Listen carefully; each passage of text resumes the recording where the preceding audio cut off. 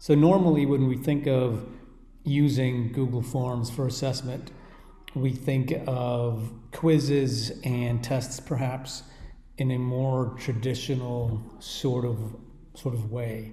But really Forms is a very powerful tool that, because it allows us to use different forms of media, can be used in interesting ways to encourage and generate critical thinking, engagement, and creativity.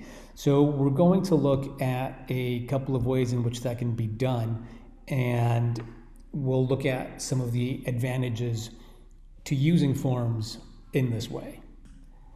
One of the things that we should probably start off with is having the background of what Bloom's taxonomy is. So normally when we see that on the bottom of this pyramid we have things like remembering and understanding, we tend to think, or sometimes we fall into the trap of believing that because they're at the bottom of this pyramid, that perhaps they're less important than evaluating or creating, which are at the top of the pyramid. And that's not exactly how this framework should be used. Rather, we should think of it in terms of each one of these elements is a point or a step in the learning process and interacts with the others.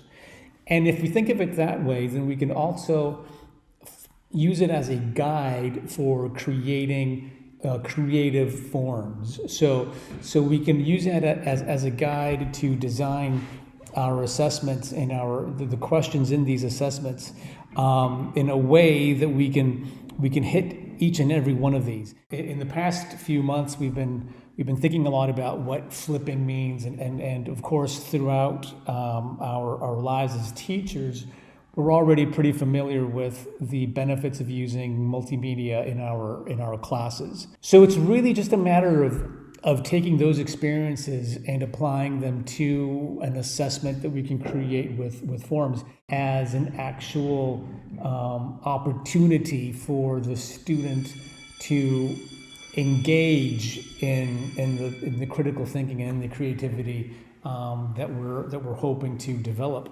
So we can use images, we can use video, we can use text. It's important that we can use all of these different kinds of media. The really important thing, though, is to remember that we can use those in any way that we want. So an example is how we can use, say, video for maybe a literature class, and maybe how we can, if perhaps we're doing the analysis of a plot, instead of using only the text that we were working with, maybe we can find a relevant video clip that can enhance that analysis. And again, it's important to remember that video can be used either for them to extract specific information from, or it could be for them to interpret it and build on that. So in this example, they might watch a video from The Giver, and we might want to do an interesting compare and contrast activity with maybe that same part of the story, how it's represented in the book, how it was written originally. And maybe by doing that comparison and contrast between the original book and how it was ultimately represented in the movie, maybe there's an interesting opportunity for the students to engage in critical thinking and in the creative process. But of course, sometimes it's necessary, as I mentioned before in looking at Bloom's taxonomy, sometimes it's necessary for students to simply demonstrate that they can remember something, or that they can identify something.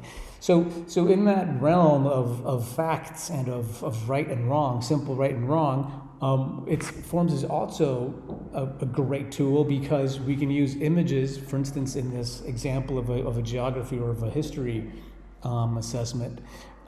We can use images directly as options in a multiple choice question. And when we think of a multiple choice quiz or exam. We normally think of it in terms of text, but think of all the possibilities that come from your options being images rather than words. Think of how this could maybe be used, for instance, in an art class. And then think maybe not even in such an obvious sort of way, maybe not necessarily for an art class, but maybe in any humanities course or subject that might benefit from analyzing images, comparing images, maybe even creating images.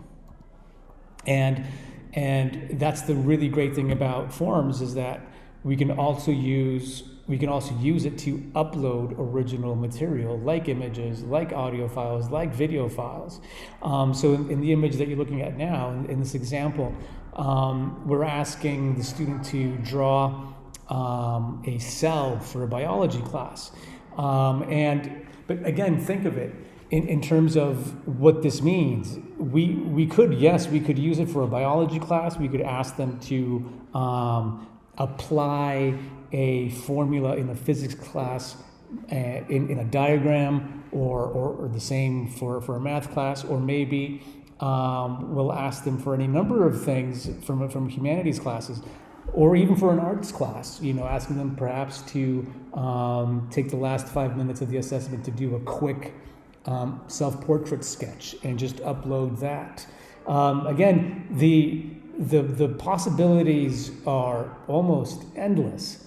So when we think of the different forms of media that we can use, we should also be thinking about the different possibilities that we have of incorporating Bloom's taxonomy in our assessment and in our questions and answers that our forums will have. So we can really go a lot further than simply our traditional multiple choice questions.